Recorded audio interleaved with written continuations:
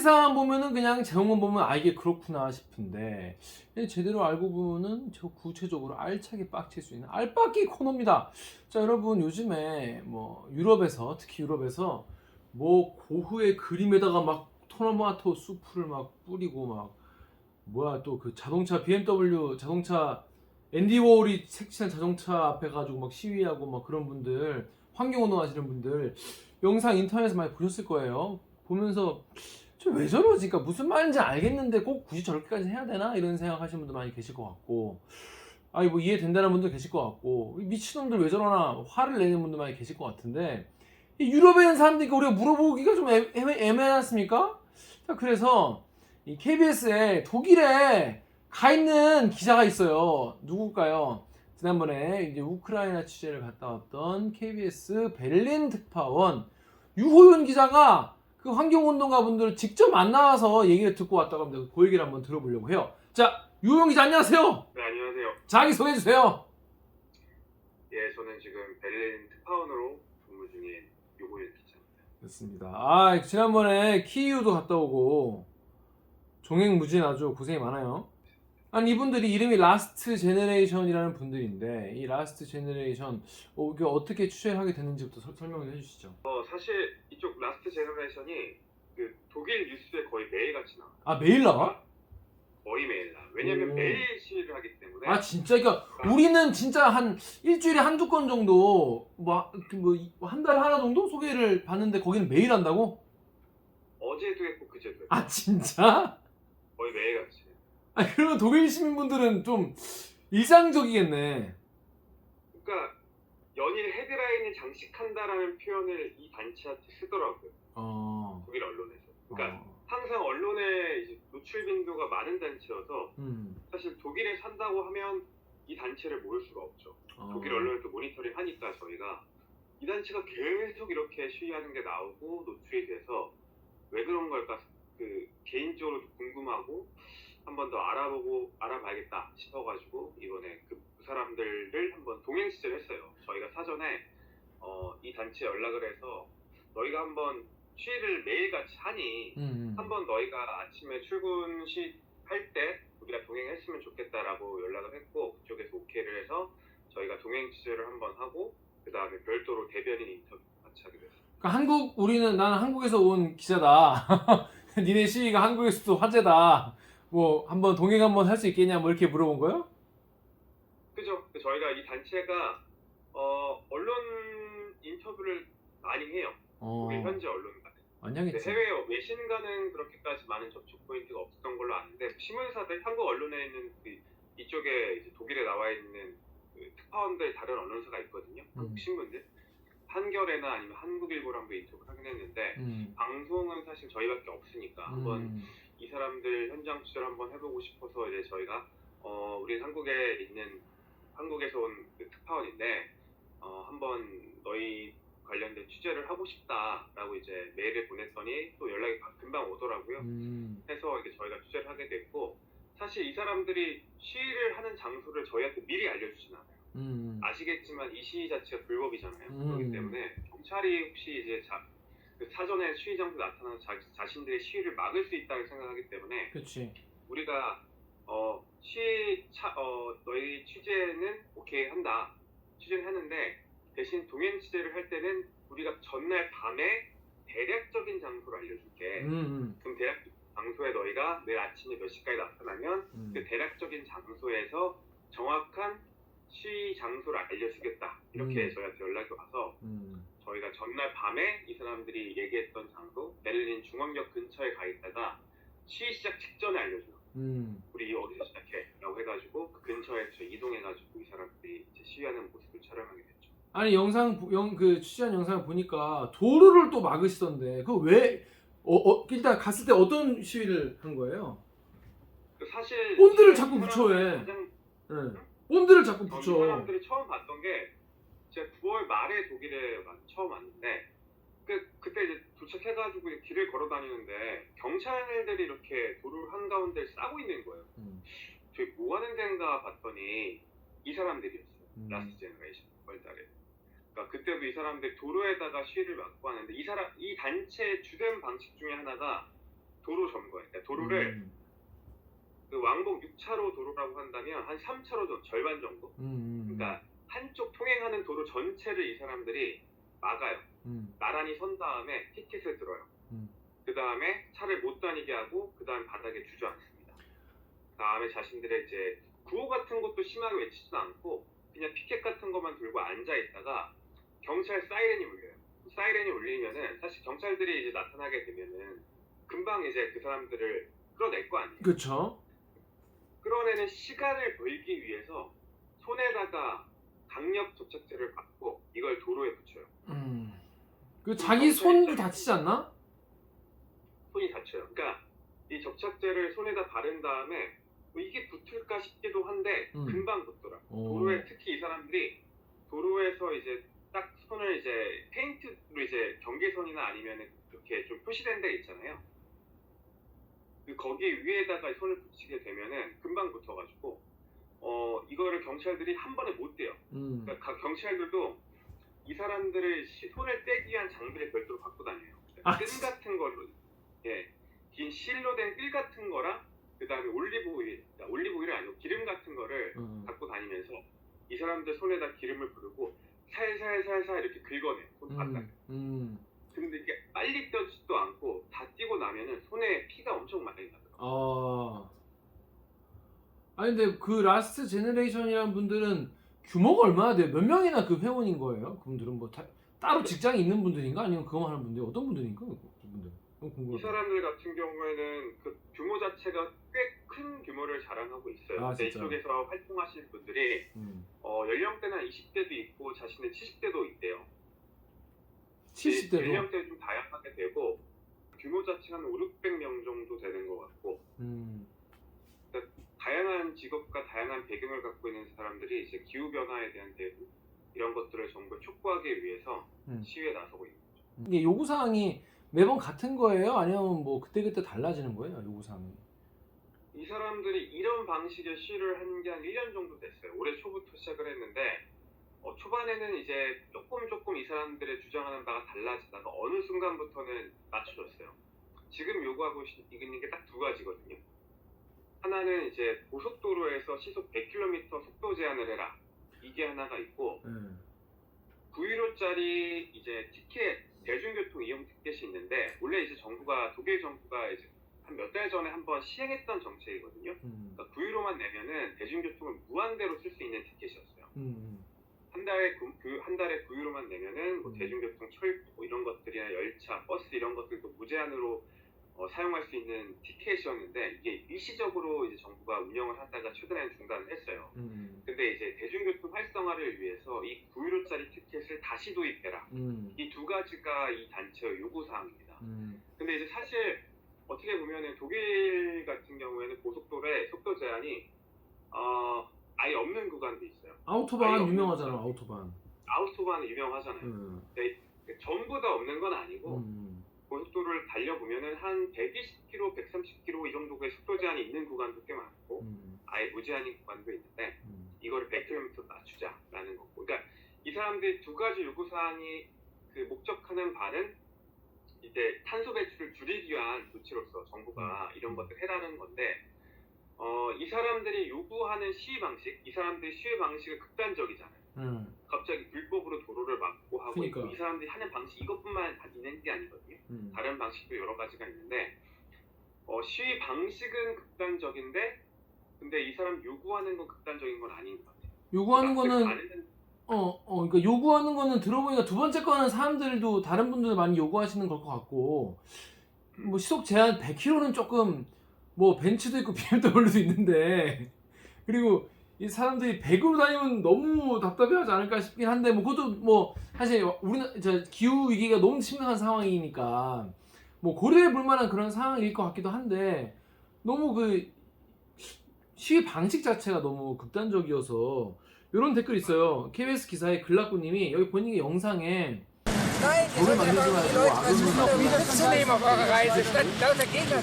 이제 다른 지나가던 돌 시민이 얘기한 것도 있는데 적군 만들지 말고 아군 만들라는 말에 공감한다. 지지하고 밀어줄 아군 안 만들고 적군 대량 생산하는 게 난 도대체 이해가 안 된다. 이런 분도 계시고 또 KBS에 이희송님이 꼭 라스트 제네레이션 멤버님들 집에 불났을 때 소방차 맞고 누가 시위하시길 빕니다. 이런 분도 계시고, 웃긴 대학의 에카스님은 저 사람들은 이미 환경보호가 목적이 아니라 업으로 시계 끌어서 본인이랑 단체 홍보하고 후원받는 게 목적 아니냐, 이런 분도 많이 계셨어요.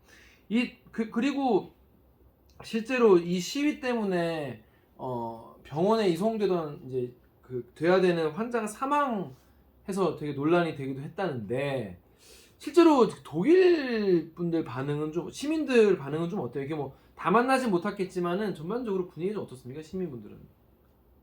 일단 저희가 시위를 했을 때 아침에 이제 그 사람들이 막았던 도로가 그 베를린 중앙역 바로 뒤쪽에 있는 도로였어요. 그러니까 중앙역이 평소에도 차가 많이 다니는 곳인데 출근 시간대면 정말 많을 때잖아요. 그렇죠.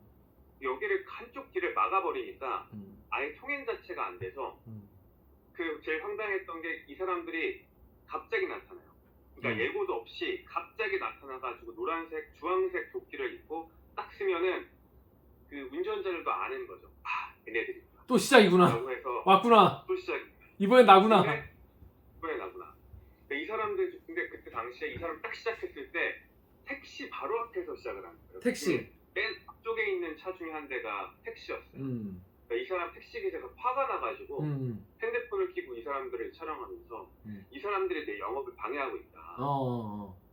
이 사람 입장에 사실 생계가 걸려있는. 그렇지, 영업방해라고 볼 수도 있죠.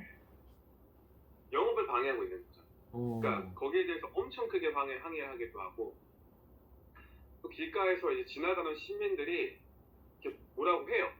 그치. 욕설은 아닌데, 아까 전에 했던 말씀, 저희가 그 영상에 담았던 적을 만들지 말고 너의 동행할 수 있는 사람들을 만들어라라고 했던 그 발언도 저희가 모두한 게 아니라 그냥 촬영하고 있는데 지나가는 행인이 이렇게 말씀하시고 이제 화를 내면서 말씀하시고 가더라고요. 그런 경우도 있고. 그러니까 그 앞에 있던 사람들이 엄청 이제 클락션도 세게 누르고 경적 높게 올리면서 크게 키우면서 이제 항의도 세게 하는데, 그렇다고 막 물리적으로 이 사람들한테 어떻게 해를 가하려는 모습은 보이잖아요. 그건 불법이니까. 불법입니다. 근데 이 사람들이 제가 9월달에 시위할 때만 하더라도 놀랐던 게, 그때 당시에는 독일 시민들이 항의하는 사람도 없었어요. 무슨 소리야? 이게 무슨 말이야? 9월달에 그 사람들이 이제 도로에 제가 이번에 시위했던 장소 그 근처에서 또 시위할 때 그때 제가 우연하게 만났던 건데, 그때 도로에 이 사람들이 점거하고 있을 때 뭐 경적도 그때는 많이 안 울리고 거의 안 울리고 조용하게 그냥 들고 있더라고요. 그리고 그 운전자들이나 시민들도 이 사람한테 항의도 세게 안 하고, 지금 이 사람들이 시위가 너무 계속되고 빈번하게 이루어지고 있고, 시위 방식이 도로 점거 말고 활주로 점거, 아니면 아까 말씀드렸던 음식물을 이제 미술 작품에 던지거나 하는 이런 방식으로까지 더 많이 확산이 되니까 이 사람들에 대한 여론이 좋지 않은데, 9월달만 하더라도 시위 자체에 대해서 그렇게까지 시민들이 그러니까 세게 이제 항의를 하거나 하는 모습이 보이진 않았었고, 물론 제가 일시적으로 이제 그 사람들 장소를 봤던 거기 때문에 뭐 일반화하기는 어려울 수도 있는데, 약간 분위기가 좀 달랐던 것 같고, 재미있었던 게 이 사람들이 시위를 하고 있을 때 지나가던 행인 중에서는 응원해주는 경우도 있어요. 힘내라. 이런 식으로 응원해주는 말을 하고 지나가는 사람들도 있고, 저희가 또 이제 인터뷰를 할 때 일단은 이제 그 운전자들의 인터뷰를 많이 거절을 해가지고 이 사람들이 자기가 화가 나 있는 상태에서 인터뷰를 잘 안 하더라고요. 그렇지. 인터뷰를 그 사람들은 거절 안 하고, 그래서 저희가 이제 그 시위하는 옆에 바로 버스 정거장이었는데, 그 버스 정거장에 사람들이 좀 몰려있어서 이분들한테 인터뷰를 좀 했어요. 이번 이렇게 시위하고 있는데 어떻게 생각하시냐. 그랬더니 이 사람들이 이렇게 하는 거는 좋아하지 않는다. 문제된 거 아니냐 라고 하면서도, 어떤 분이 이제 젊은 사람들이 이런 식으로 극단적으로 하는 행동에 대해서 이해할 수 있다라는 반응도 꽤 있었어요. 그러니까 지금 저희가 약간 이 사람들이 목적하는 바가 무엇인가에 대해서 좀 주목할 게 있는 게, 기후변화에 대한 정부 대처를 요구하고 있는 거잖아요. 근데 제가 이제 한국에서 있다가 나와서 이제 독일 사회에서 관련된 언론 모니터링을 하고 관련된 취재를 하다가 느끼는 건데, 기후변화에 대한 문제의식이 독일 사회가 훨씬 더 심각하게 느끼고 있어요. 우리나라보다? 우리나라보다. 그러니까 사실 우리나라에서도 이제 기후변화에 대한 의제들이 많이 공론화가 되고 있고 언론에서도 기후변화 문제에 대해 많이 주목을 하고 있잖아요. 저희 회사에서도 이제 기후변화를 위한 전문적인 이제 취재팀이 있을 정도로 준비하고 있긴 한데 그 문제의식에 대해서는 사실 독일 사회가 더 심각하게 느끼고 있는 것 같아요. 최근에 그 기후변화 때문에 유럽이 막 홍수 나고 막 난리 나지 않았습니까? 영국이랑 독일이랑 다. 그런 것도 좀. 사실 그렇죠. 그러니까 지금 독일 사회에서 재작년에 엄청 큰 홍수가 있었어요. 그러니까 독일 서부 지역에 홍수가 너무 심각하게 나가지고 180명 가량이 사망을 했어요. 홍수 때문에. 정말 큰 피해였죠. 야, 이게 문명 사회에서 홍수 때문에 180명 사망이 말이 되나? 180명이 문명 사회인데 심지어 그러니까. 이렇게 개발이 잘 돼 있고 그러니까 선진국에서 이런 시스템이 잘 갖춰져 있는 나라에서 180명이 홍수로 숨졌다라는 거는 얼마나 그 물난리가 크게 났는지를 알 수 있는 거잖아요. 근데 반면에 올해는 유럽이 이제 기상 기록이 갖춰진 이후로 가장 더운 날씨였대요. 폭염으로 정말 많은 사람들이 죽었고 지금 WHO가 분석한 결과에 따르면 독일에서도 4,000명이 넘는 인원이 폭염으로 숨졌다라는 그 분석이 나왔어요. 그 정도로 반대로 올해는 너무 더워서 사람들이 극단적인 기상 이변 때문에 큰 피해를 본 거죠. 그러니까 이미 이제 생명의 위협이 될 정도로 기상 이변이 독일 사회에서 심각하게 느껴지는 거예요. 그래서 KBS 유튜브에 댓글 보면은 하늘님이 또 생각해보면 독일도 기후 변화가 극단적으로 최근에 빨리 변했어 라는 말씀도 많이 계시고, 이게 근데 또 우리나라랑 또 상황이 다르긴 한데 유럽 분들은 되게 좀 충격을 많이 받으셨다고 합니다 이번에. 자, 그런데 일단 이 너무 과격한 시위에 대해서 독일에서만 욕먹는 게 아니라 전 세계적으로 욕을 먹고 있는 경우가 있잖아요. 왜냐면 거기 사실 독일 뭐 중앙역 앞에 길을 막든 말든 우리야 솔직히 알 바 아니지. 서울 시민들이 사실 뭐 독일 뭐 중앙역 앞에 차가 막히든 말든 모르겠지만은 이 인류의 이제 미술품 같은 거에 테러를 가하는 게 또 문제가 되지 않았습니까? 그래서 요런 댓글 KBS의 이제 잼님이 어차피 기후 재앙이 와버리면 다 쓸모 없어지는 이 예술품들 이런 거를 너희는 귀중히 여기면서 왜 중요한 기후 위기는 못 보냐 이놈들아, 이런 메시지가 아니겠냐 이런 말씀도 있었고요. 또 어떤 분은 이렇게 급진적인 시위가 문제다라고 하니까 이거에 대해서 천사표님이, 이름이 천사표 중에 되게 착하신 분인가 봐요. 급진적 시위가 기후 해결 문제에 도움이 안 된다. 그러니까 반감만 생기게 해서 도움이 안 된다. 이런 주장은 엉터리다. 야, 그렇게 따지면은 뭐가 도움을 주는데? 지금까지 니네가 이런 문제에 대해서 아무리 주장과 시위를 해도 귀를 안 기울이니까 이렇게까지 하는 거 아니냐. 이런 시위라도 하니까 그나마 목소리가 전파타는 거 아니냐라는 얘기도 있고, 이 두 가지 다 얘기하는 사람도 있습니다. 웃긴 대학의 우대의 클루님은 그 리얼 딜레마다. 급진적인 메시지는 과격해라도 하지 않으면 사람들이 들어 처먹질 않아. 근데 과격하면 반감도 세죠. 그럼 어떻게 하라는 거냐? 되게 사람들이 그냥 기후변화 문제가 있다는 건 맞긴 한데 막 클래식 음악회에 가서 막 방해를 한다든지, 또 이렇게 막 그 앞에 잡고 있다 나가잖아요. 아니면 뭐 BMW 자동차 전시관에 가가지고 시위를 한다든지, 이런 뭔가 이렇게 파괴하는, 그걸 뭐라고 하지? 파괴하는 식의 시위를 뭐라고 하는? 반달리즘? 반달리즘적인 시위를 자꾸 하니까 사람들이 왜 전 상관없는 걸 자꾸 깨부시려고 하냐. 근데 이런 거에 대해서 좀 물어보지 않았어요? 라스제네에서 대변인 만났다고 하는데 뭐라고 말을 좀 하던가요? 그쪽에서는. 일단 이 사람들이 하는 방식이 도로 점거 말고도 아까 말씀하셨듯이 이제 미술품에 가가지고 감자 스프 이런 거를 던진 적이 있어요. 네, 2번이나 그랬어. 네, 시위단체에서 이제 유명 화마 작품에 가가지고 모델 작품으로 알고 있는데 거기다 끼얹기도 하고, 최근에는 활주로를 몇 번 막았어요. 활주로를 가가지고 똑같이. 활주로 너무 위험한 거 아님? 그거 안 보일 텐데 그거. 활주로가 정말 위험한 게 뭐냐면 항공 운항에 지장을 주잖아요. 네. 항공 운항이라는 게 사실은 예측 가능해야 되고 정말 많은 사람들의 생명이 달려있기 때문에, 그러니까 피해를 너무 크게 줄 수 활주로를 있네. 이제 국가에서 여기는 위험하니 들어가면 안 된다고 법으로 더 금지해 놓잖아요. 그러니까. 활주로를 가게 되면 다 주변 철조망으로 쳐져 있고. 그러니까. 근데 이 사람은 철조망을 뜯고 들어가서 활주로에다 손바닥을 붙인 거예요. 완전 불법인데 그거는. 그래가지고 항공기 운항이 실제로 지장이 벌어졌어요. 진짜? 그럼 그거 너무 심각한 거 아닙니까?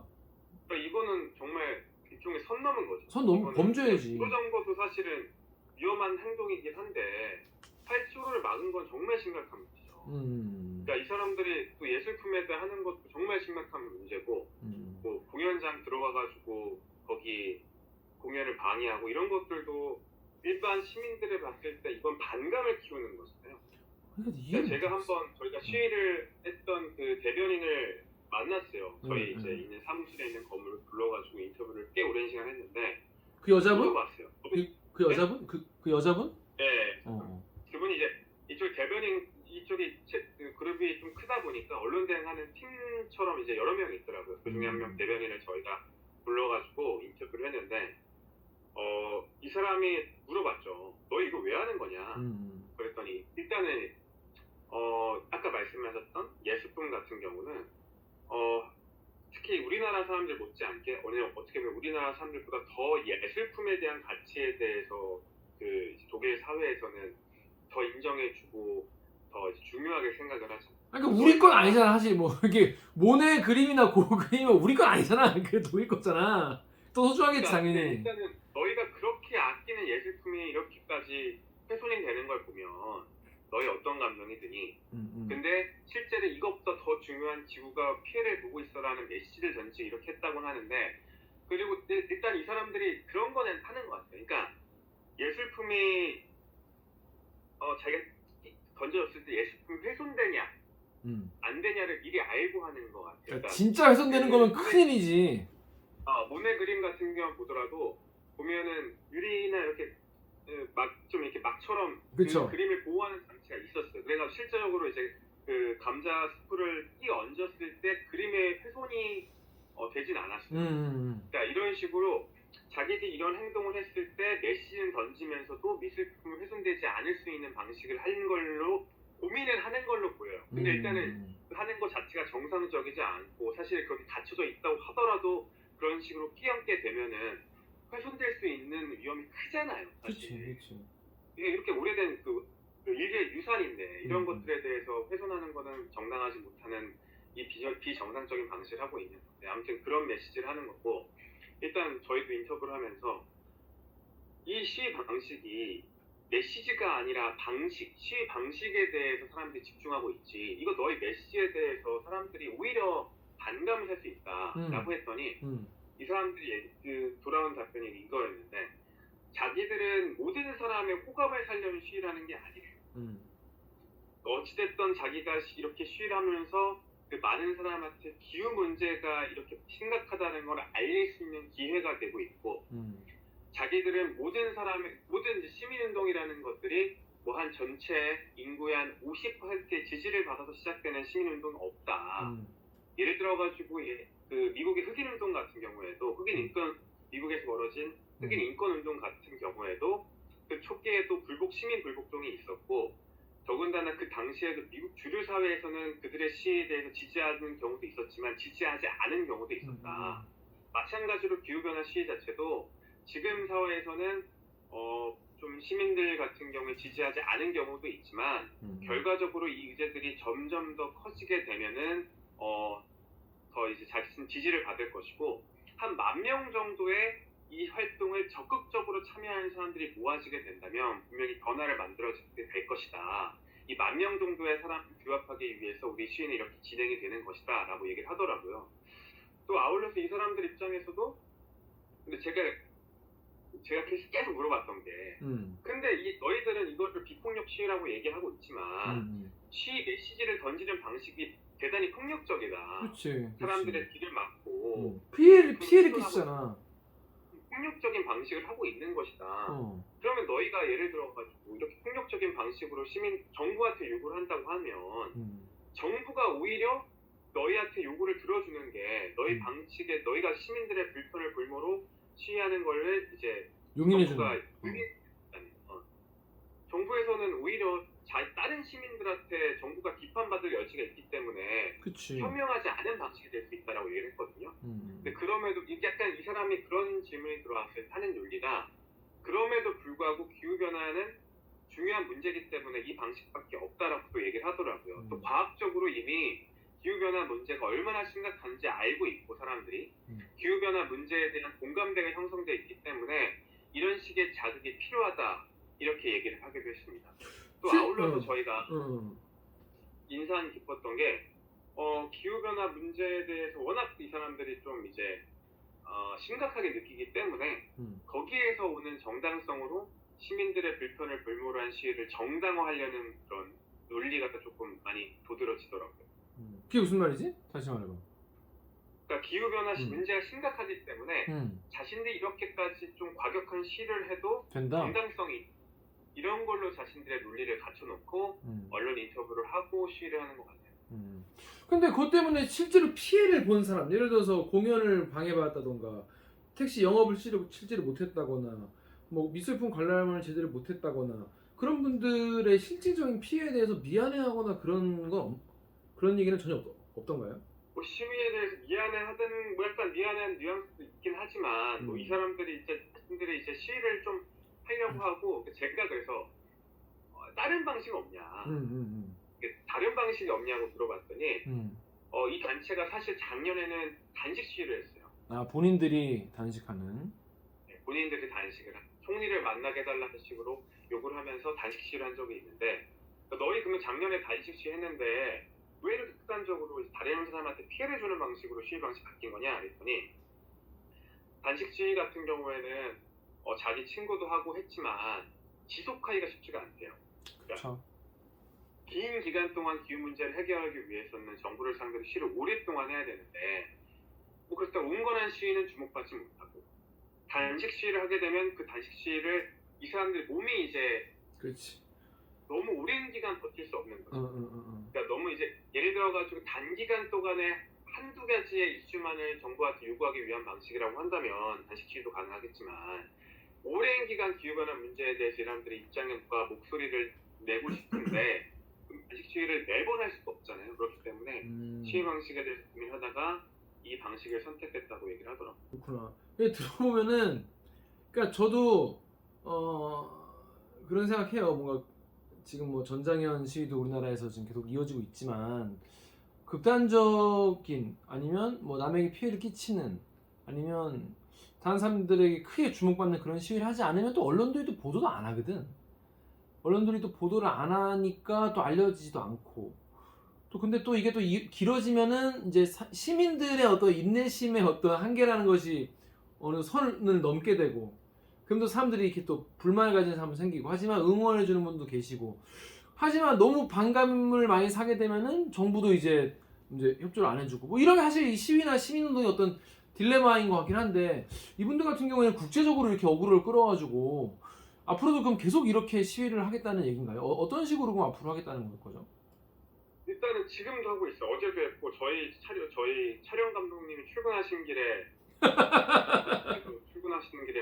시위가 막혀가지고 출근이 한 40분 늦어졌어요. 그러니까 이 사람들이 한번 시위를 하게 되면은 이 사람들이 완전히 이제 끌어내는 데까지 1시간 정도가 걸려요.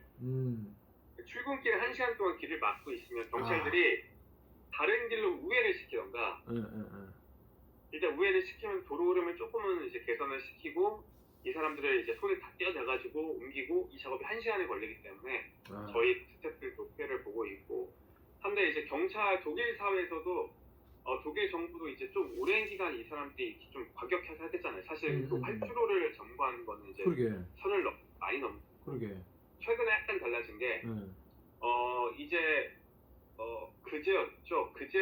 그제였던 것 같은데 이 단체를 경찰이 압수수색했어요. 진짜?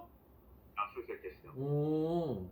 왜? 과거에 이 사람들이 정유 업체를 한번 가가지고 그 업무를 방해한 적이 있는데 그 건을 이제 해서 이 사람들의 행위 자체에 대해서 문제를 삼고 법적으로 이 사람들을 이제 제재하기 위해서 최근에 압수수색을 했고 또 이제 벌금도 상습적으로 이런 식을 하게 되면은 2,000유로 정도의 벌금을 매기는 걸로 정부에서도 이제 조금 더 강경책을 이제 쓰기 시작한 거죠. 역시 대기업을 건드리면은 혼나는 겨.